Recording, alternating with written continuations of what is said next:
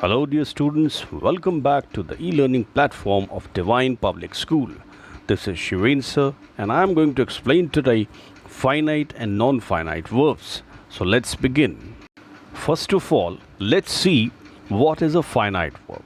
A finite verb functions as the main verb in a sentence and shows action, possession, etc. It shows tense and agrees with the subject of the sentence. Let's try to understand it through examples. The first one, I spend a lot of time at home. The second one, I'm going to Singapore in August. If we change the subject from I to he, then the sentence will become the first one, he spends a lot of time at home. And similarly, in the second one, again instead of I, if we use he, then it will become he is going to Singapore in August. So you noticed when the subject changes, the finite verb also changes. Let's see if we change the tense, what happens. Instead of simple present in the first sentence, if we use simple past, the sentence will become I spent a lot of time at home. And if we change the second sentence from present continuous to past continuous, the sentence will become I was going to Singapore in August. So I think it's quite clear that the finite verb changes with the change of tense and it agrees with the subject of the sentence. Let's see non-finite verb. A non-finite verb doesn't show tense nor does it change its form to agree with the subject. Let's try to understand through example. I wanted to read every morning. Cooking is my father's hobby.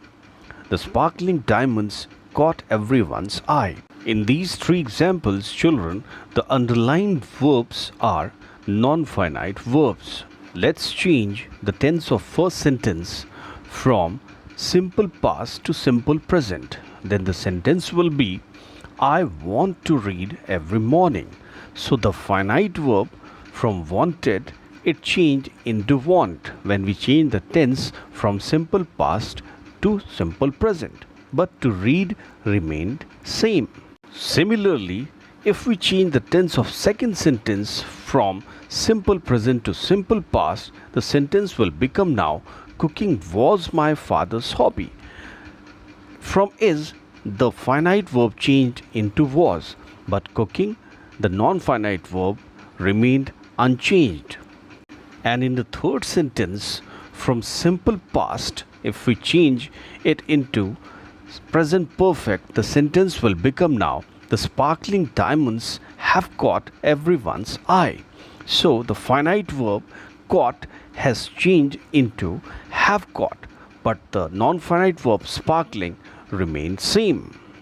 In this way, children, we have seen that non-finite verbs remain unaffected with the change of tense. They remain unaffected with the change of subjects also. Let's see types of non-finite verbs.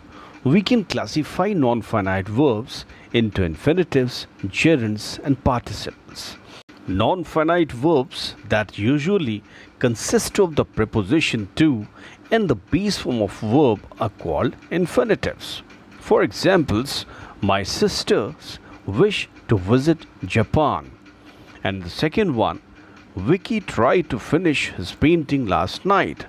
The underlined verbs to visit and to finish are infinitives. Let's see some important points to learn about infinitives. Number one, we generally use verb plus to infinitive with these verbs: agree, forget, hope, promise, decide, feel, learn, plan, refuse, offer, seem, appear, claim, etc. For examples, I forgot to make a call. She hopes to win a prize. The sea appears to be calm. Let's see the second important point. The following verbs follow the pattern verb plus object plus two infinitives.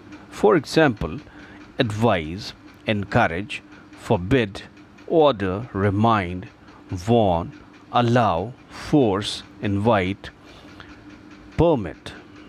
Let's see the examples. The doctor has advised me to take rest.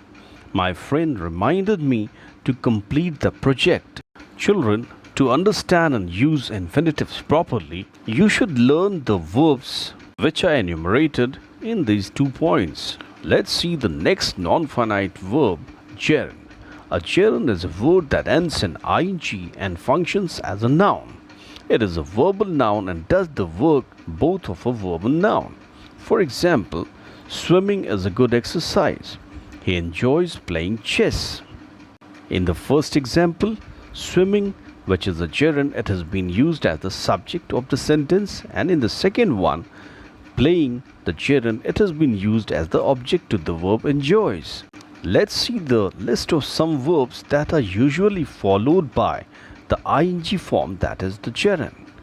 Go on, understand, deny, enjoy, admit, continue, stop, avoid, mind, give up, keep, put off, miss, consider, finish. For examples, he has given up smoking. What does it mean?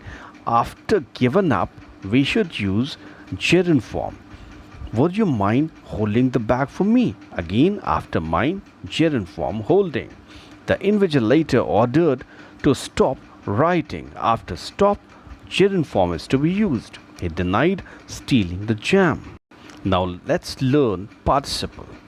What is a participle? A participle is a verb that is used as an adjective and often ends with ing or ed or en. It is a verbal adjective and does the work of a verb and an adjective in a sentence. For example, this was the turning point of the match.